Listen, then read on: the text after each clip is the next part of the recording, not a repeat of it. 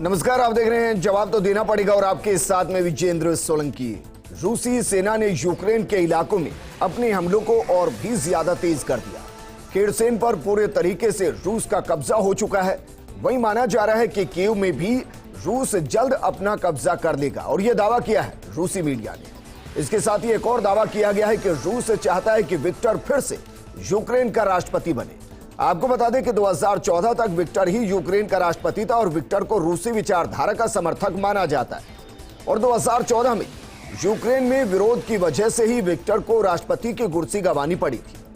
वहीं यूक्रेन के वर्तमान राष्ट्रपति जेलेंस्की जंग के मैदान में डटे हैं और अपने सैनिकों और सिविलियंस का मनोबल लगातार बढ़ा रहे हैं।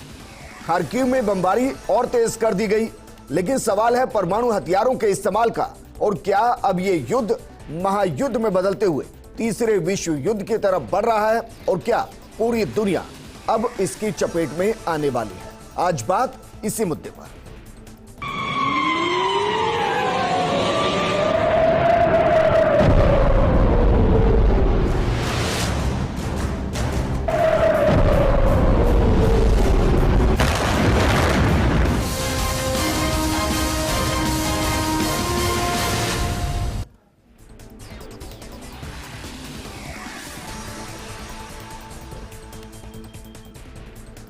वॉर की तरफ वर्ल्ड वॉर, क्या वाकई में यह सच होने वाला है? इस मुद्दे पर अपने एक्सपर्ट पैनल के साथ बातचीत करें उससे पहले इस वक्त की बड़ी खबर का रुख करते हैं। युद्ध के बीच यूक्रेन को लेकर रूस का बड़ा दाव, जेलेंस्की को पद से हटाने की तैयारी में रूस। यूक्रेन की मीडिया के हवाले से बड़ी खबर, रूस चाहता है कि विक्टर यूक्रेन के राष्ट्रपति एक बार फिर बने। बेलारूस की राजधानी मिन्स्क में विक्टर मौजूद हैं और आपको बता दें 2014 से पहले विक्टर यूक्रेन की कमान संभाल रहे थे और जब 2014 में विरोध लगातार बढ़ता गया तो विक्टर को कुर्सी गंवानी पड़ी थी। वर्तमान में सिविलियंस का समर्थन जेलेंस्की को काफी हद तक मिल रहा है। ऐसे में क्या रूस के लिए यह आसान होगा? विक्टर को रूसी विचारधारा का समर्थक माना जाता है और जेलेंस्की को पश्चिमी देशों का समर्थक, और ये विचारधाराओं के बीच में ये जंग छिड़ी। और सवाल यही, क्या यूक्रेन के अंदर सत्ता परिवर्तन होने वाला है? क्या पुतिन ने इसकी तैयारी कर ली? वहीं रूस ने कहा कि अगर तीसरा विश्व युद्ध हुआ तो वो विनाशकारी होगा, जबकि अमेरिका कह रहा है कि रूस को इस तानाशाही की कीमत चुकानी पड़ेगी। 2 दर्जन से ज्यादा देश यूक्रेन के समर्थन में हैं। समर्थन में नाटो और अमेरिका भी है, लेकिन ये यूक्रेन को हथियार और आर्थिक सहायता तो देंगे, यूक्रेन के साथ जंग के मैदान में नहीं उतरेंगे। लेकिन क्या अब वक्त यूक्रेन में सत्ता के तख्ता पलट का आ चुका है या फिर विश्व युद्ध 3 के काउंटडाउन की शुरुआत है? इस पर बात करने के लिए हमारे साथ मौजूद हैं रक्षा विशेषज्ञ कर्नल अनुपम जेटली जी। हमारे साथ मौजूद हैं रक्षा विशेषज्ञ कैप्टन महेंद्र माथुर जी। अनुपम जेटली जी, सर क्या आपको लग रहा है कि पुतिन की विक्ट्री यही कि यूक्रेन में विक्टर की वापसी हो?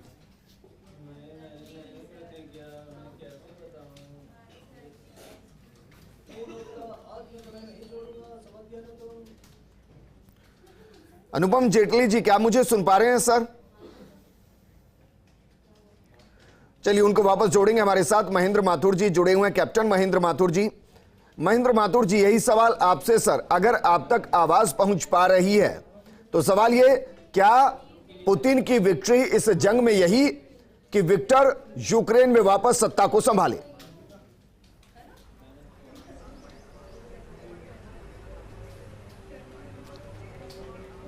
ब्रिजेंद्र जी, जो आप कह रहे हैं, आज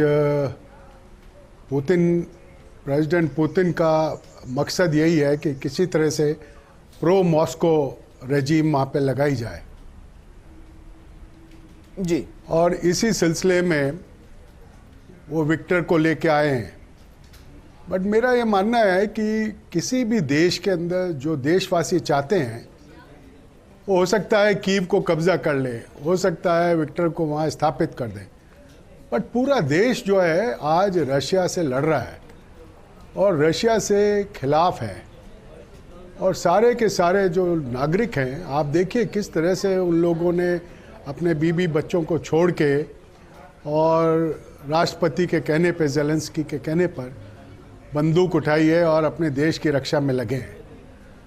तो मेरा ये मानना है कि पुतिन साहब कुछ कर सकते हैं ऐसा, बट इससे कोई हासिल नहीं होने वाला, क्योंकि कि यूक्रेन की जनता और यूक्रेन के जो राष्ट्रपति हैं, मेंबर्स ऑफ पार्लियामेंट हैं, वो इस चीज़ को नकारा कर देंगे और युद्ध जो है चलता रहेगा जब तक कि कोई ना कोई नतीजा नहीं आता है जी।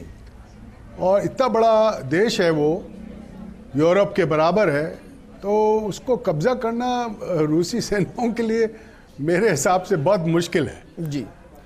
और ये पूरा यूरोप और अमेरिका और पूरी दुनिया में जितना सख्त विरोध हो रहा है वो संभव नहीं है। ये क्राइमिया नहीं है जो आप चुपचाप कब्जा कर लो, ये यूक्रेन है और यूक्रेन में बहुत मुश्किल है पुतिन के लिए। अगर पुतिन साहब के पास इतनी ताकत थी, वो 2 दिन में सोच रहे थे कब्जा करने के लिए, आज 7 दिन हो गए हैं, अभी भी चारों तरफ से घेर के खड़े हैं।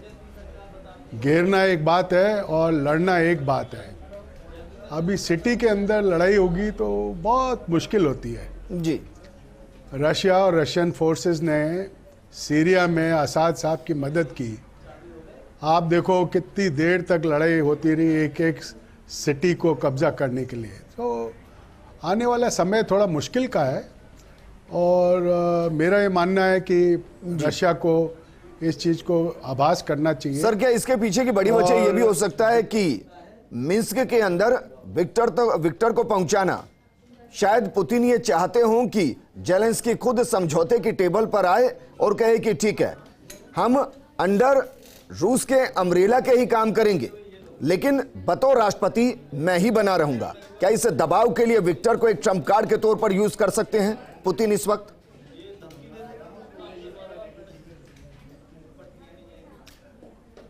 पुतिन यूज़ कर सकते हैं, यूज़ करेंगे, बट मेरा ये मानना है कि कल जो यूक्रेन को एक यूरोपियन यूनियन का कैंडिडेट बनाया गया, तो एक बहुत बड़ी डिप्लोमेटिक चीज़ हुई है ये, और इसको राष्ट्रपति पुतिन भी समझते हैं और दुनिया भी समझती है जी। अब किस टाइम पे कौन क्या डिसीजन लेता है ये देखने वाला है, बट अगर ये कैंडिडेट है यूरोपियन यूनियन के तो किसी भी टाइम यूरोप और नाटो इनके साथ लड़ाई में उतर सकता है जी। अभी 10 देशों ने 12 देशों ने हवाई जहाज दे रहे हैं, टैंक दे रहे हैं, एंटी टैंक मिसाइल दे रहे हैं, लड़ाई का सामग्री दे रहे हैं, आर्थिक सहायता कर रहे हैं। तो ये दिन प्रतिदिन जो है रशिया के लिए बहुत मुश्किल हो जाएगा, रूस के लिए। और अल्टीमेटली मेरा जो मानना है ये रूस को और सारी दुनिया को बहुत जल्दी रियलाइज़ होगा कि ये किसी के लिए भी फ़ायदेमंद की चीज़ नहीं है जी। और डिप्लोमेटिक सोल्यूशन टेबल के सामने बैठ के सर, अंत में तो वही होता है, अंत में तो सबको टेबल पर ही आना पड़ता है, चाहे कितने ही बड़े युद्ध क्यों ना लड़े जा रहे हों। वापस मैं आपके पास आऊंगा, हमारे साथ कर्नल अनुपम जेटली जी भी जुड़ गए हैं। जय हिंद सर। सवाल यह है कि क्या आपको लग रहा है जिस तरीके से अमेरिका आज फिर स्पष्ट कर चुका है कि वो आर्थिक सहायता तो देगा लेकिन जंग के मैदान में यूक्रेन के साथ नहीं है, क्या इसके बावजूद आपको लगता है कि विश्व युद्ध 3 की दस्तक इस वक्त दरवाजे पर दुनिया के खड़ी है? देखिए, अभी तक ये उस दिशा में नहीं जा रहा जी। मैं युद्ध को समझता हूं और मैं रशिया में भी तकरीबन 1 साल रहा हूं अपने आर्मी के टेन्योर के समय, और यूक्रेन भी मैंने देखा है अच्छी तरह। और वहां के जब मैं गया तो वहां की मिलिट्री की सोच, उनके ऑपरेशंस, इसके बारे में मैंने बहुत अध्ययन किया वहां पर 1 साल। रशिया जो है उसके फॉरेन मिनिस्टर लवरोव ने बोला है कि अगर तीसरा विश्व युद्ध हुआ तो पूरी तरीके से न्यूक्लियर युद्ध होगा और हम उसके लिए तैयार हैं। ये केवल नाटो पर प्रेशर बनाने के लिए है, क्योंकि रशिया भी ये जानता है कि अगर उसने परमाणु हथियार इस्तेमाल किए तो उनका फॉल आउट जो है, जो उड़ के हवा के रुख के साथ परमाणु की जो रिएक्शन जाएगा, जो रिएक्टिव चार्ज जाएंगे वो रशिया की जमीन पर भी आएंगे और उसने जो नए गणराज्य बनाए हैं वो भी पूर्णतः बर्बाद हो गए। अगर आप देखिए एक हादसा हुआ था चेरनोबिल का 80 के दशक में, तो उस समय जो पिपरियाद था 7 किलोमीटर दूर, वो 35 साल बाद भी चेरनोबिल और पिपरियाद पूरी तरह घोस्ट टाउन बने हुए हैं। वहां भूतों का राज है, किसी को जाने की अनुमति नहीं है। तो ऐसी हालत रशिया नहीं चाहेगा, ये एक दबाव की राजनीति है। जी, तो सर जो दूसरा कार्ड खेला गया कि विक्टर को सामने लाया जा रहा है और पुतिन ये कोशिश कर रहे हैं कि यूक्रेन में सत्ता को पलटा जाए, विक्टर को फिर से राष्ट्रपति बनाया जाए, आपको लगता है इतना आसान होगा जब सिविलियंस मैदान में उतर चुके हों रूस के खिलाफ जेलेंस्की के एक बार के कहने के साथ? विजेंद्र, पहली बात तो हमें ये मानना होगा, जो सारी खबरें आ रही हैं कि 80% से ज्यादा आबादी कीव की 2 दिन पहले कीव छोड़कर जा चुकी है जी। जो 20% रह गए हैं वो या तो वहां सिविलियन है जो फौज के साथ लड़ रहे हैं, या वहां के वो लोग हैं जो एसेंशियल सर्विसेज, पानी, बिजली, मेडिकल, इन सब का बंदोबस्त कर रहे हैं, या कुछ सैकड़ों लोग वो हो सकते हैं जो कि किसी वजह से कीव को छोड़ नहीं पाए, चाहे संसाधन उनके पास शायद नहीं थे जी। तो इतनी हल्की आबादी वाले कीव को अगर कोई कहता है कि रशिया नहीं गिरा सकता, ये बहुत मिलिट्री के लड़ाई के आर्ट और साइंस के मुताबिक नहीं। लोगों को मैंने सुना कई चैनल्स पे कि लोग कह रहे नहीं साहब, रशिया 1 बार 2 बार पॉज दे चुका है। ये लड़ाई का सिद्धांत है, ये हमारी सिखलाई है फौजियों की कि एक बार जब आर्मर्ड कॉलम, मैकेनाइज्ड कॉलम या पैदल सेना आगे निकलती है तो उसकी जो है रसद की लाइन लंबी होती है। उस रसद को फिर उस तक पहुंचाने के लिए, एम्युनिशन को आगे लाने के लिए, इंजीनियर्स को सड़कों का और ब्रिजों का निर्माण अगर चाहिए करने के लिए, और तोपों को आगे लाने के लिए ताकि वो कंटिन्यूअस सपोर्ट दे, उसके लिए एक स्ट्रेटेजिक पॉज जरूरी है 3 या 4 दिन की लड़ाई के बाद। वही रशिया ने लिया है। इसलिए रशिया नहीं रुका कि कीव से उसको बहुत ज्यादा तकलीफ है कि वहां ऑपोजिशन बहुत बड़ा है। रशिया इसलिए रुका है कि जो स्ट्रेटेजिक पॉज चाहिए, और वो बार बार यूक्रेन को, जेलेंस्की को मौका दे रहा है कि आप समझौते की मेज पर आए, वरना परिणाम गंभीर हो सकते हैं। सर गंभीर तो हो ही रहे हैं, ये जंग रुक थोड़ी ना रही है अभी, लेकिन अब तो सत्ता परिवर्तन की बात आ रही है। क्या इसके लिए जेलेंस्की और यूक्रेन तैयार होगा? विक्टर को लाना मिन्स्क में इसलिए भी जरूरी था ताकि वो दिखाए कि हमारे पास एक इसका ऑल्टरनेटिव है, हम तैयार है नई सरकार बनाने के लिए। मगर युद्ध की विभीषिका बढ़ेगी, कीव में बिल्डिंग्स गिरेंगी, जैसा इराक में हुआ, जैसा अफगानिस्तान में हुआ। रशिया ये नहीं चाहता कि इतना सुंदर शहर पूरी तरह ध्वस्त हो जाए और वहां रबल और रेत राख के ढेर के अलावा कुछ ना बचे। इसलिए वो बार बार मौका दे रहा है। रशिया इसलिए नहीं रुक रहा है, इसलिए स्लो नहीं जा रहा कि उसको कोई डर है कि कीव से बहुत बड़ा उसको एक ऑपोजिशन मिलेगा। ठीक है सर, वापस आपके पास आऊंगा, लेकिन महेंद्र माथुर जी आपने जो कहा सर उसी बात को मैं आगे बढ़ाना चाहता हूं। 2014 में विक्टर को हटाया इसलिए गया था क्योंकि यूक्रेन में जबरदस्त विरोध विक्टर का था।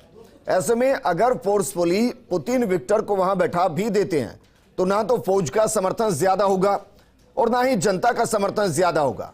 सर ये स्थायी समाधान तो नहीं हो सकता?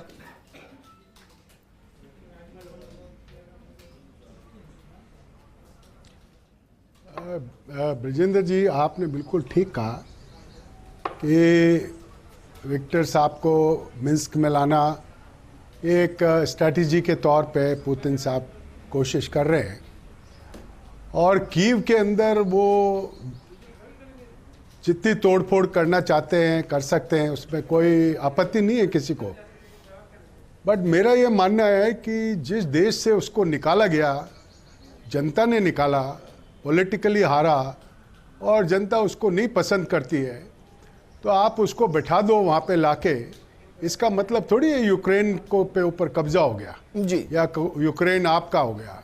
जैसा मैंने पहले कहा, एक बहुत बड़ा कंट्री है और सारी जनता जो है वो आज ज़ेलेंस्की साहब के साथ है। जी और अब धीरे धीरे जैसे जैसे यूरोपियन यूनियन से इनको टैंक्स मिलेंगे, हवाई जहाज मिलेंगे, एंटी टैंक मिसाइलें मिलेंगी, युद्ध तो बहुत भीषण हो जाएगा रशिया के लिए।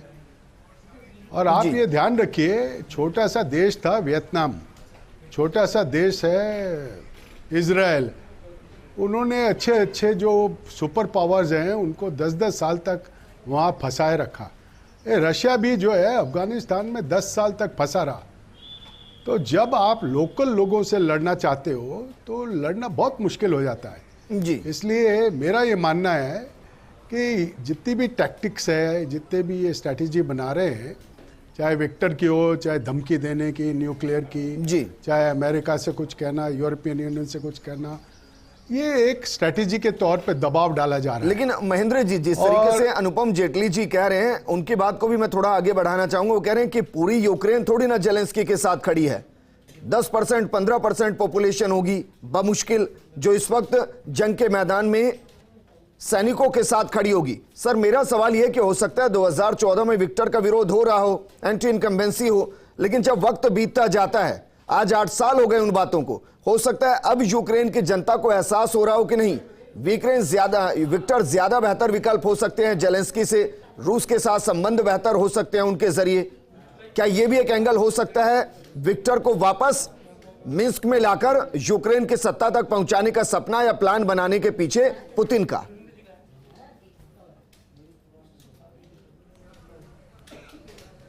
आपका ये कहना जो है, हो सकता है पुतिन साहब की तरफ से ये एक प्लान हो और ये सोच हो, मैं इसको डिस्प्यूट नहीं करूंगा। बट मैं इस चीज़ को डिस्प्यूट करूंगा कि 70% लोगों ने ज़ेलेंस्की साहब को वोट दिए जी, और जब सारी दुनिया ने छोड़ दिया था यूक्रेन को रशिया से लड़ने के लिए, उस टाइम उनका एक भाषण और सारी जनता उनके साथ हो गई।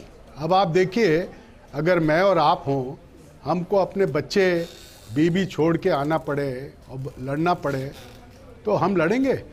बहुत कम लोग होते हैं जो अपने लीडरशिप के ऊपर इतना कहना मान के सब आ गए जी। तो ये सिर्फ कीव में नहीं है, ये पूरे यूक्रेन में है जी।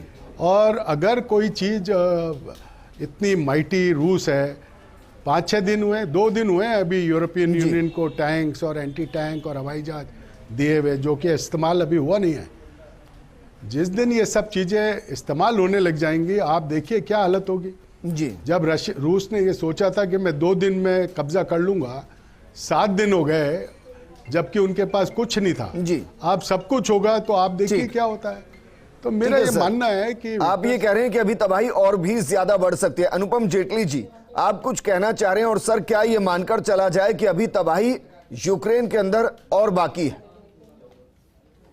देखिए, एक बार तुर्की का बयान आया था कुछ दिन पहले कि हम एयरक्राफ्ट की सप्लाई करेंगे। ये एयर सुपीरियरिटी और टोटल एयर डोमिनेंस इस समय रशिया ने कर रखा है। यूक्रेन के ऊपर किसी भी देश का कोई जहाज या हेलीकॉप्टर या कोई जिसे ड्रोन कहा जाए एंटर नहीं कर सकता। इस हद तक रशिया ने एयर सुपीरियरिटी और एयर स्पेस को डोमिनेट किया हुआ है। दूसरी बात, हमें ये नहीं भूलना चाहिए कि वेस्टर्न कंट्रीज के लिए ये लड़ाई भी फायदे का और मुनाफे का सौदा है। जो हथियार दे रहे हैं उसकी कीमत ली जाएगी।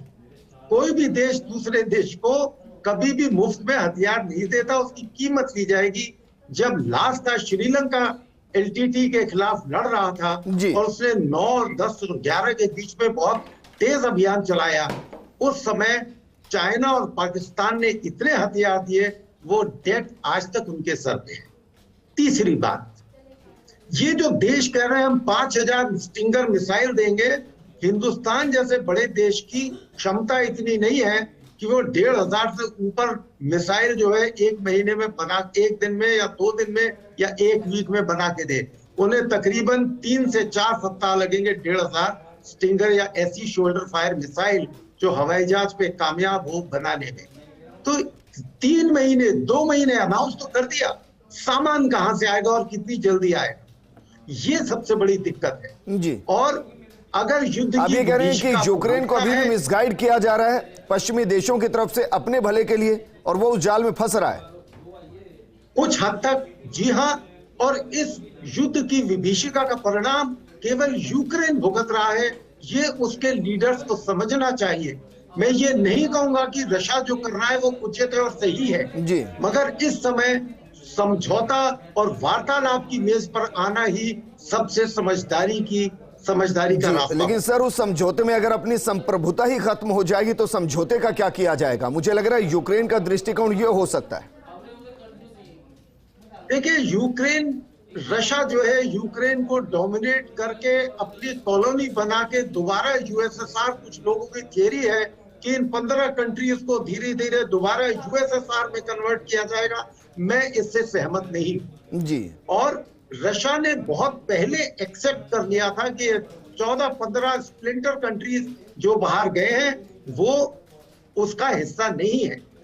और तीसरी बात, ये मिन्स्क में जो लेके आए हैं इनका पुराना नेता विक्टर, उसमें हमें ध्यान रखना है कि मिन्स्क में नाटो के तरफ से और यूरोप की तरफ से ये वादा किया गया था वर्बली सितंबर 14 और फरवरी 15 में मिन्स्क 1 और मिन्स्क 2 कॉन्फ्रेंस में कि अब जो अमेरिका है वो अपना प्रभुत्व आगे देशों में नहीं बढ़ाएगा जो अमेरिका ने नहीं माना। और रूस का यही कहना है कि हम नहीं चाहते कि हमारे बॉर्डर पर यूएस की मिसाइल्स आके तैनात हो जी। क्योंकि नाटो का मेंबर बनने का युद्ध का यही एक रीजन था सबसे बड़ा कि रशिया नहीं चाहता कि यूक्रेन और जॉर्जिया अब जो बचे हैं वो नाटो में जाए। ठीक है सर, शुक्रिया हमारे साथ जुड़ने के लिए। महेंद्र माथुर जी, आपका भी शुक्रिया हमारे साथ जुड़ने के लिए। इस प्रोग्राम में फिलहाल इतना ही, लेकिन आप बने रहिए फर्स्ट इंडिया न्यूज के साथ। नमस्कार।